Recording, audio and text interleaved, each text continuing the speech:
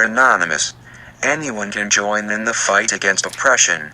Today it came to our attention that Homeland Security, an unregulated organization that uses government money to fund itself, bought up incredible amounts of ammunition, even the ammunition that neither they nor the armed forces use. This action leaves the people of America unarmed and vulnerable to the government's plans with no physical means of retaliation. We do not require arms to retaliate, Homeland Security. We know what you are doing. Return ammunition to the people, or expect us. We are anonymous. We are legion. We do not forgive. We do not forget. Expect us.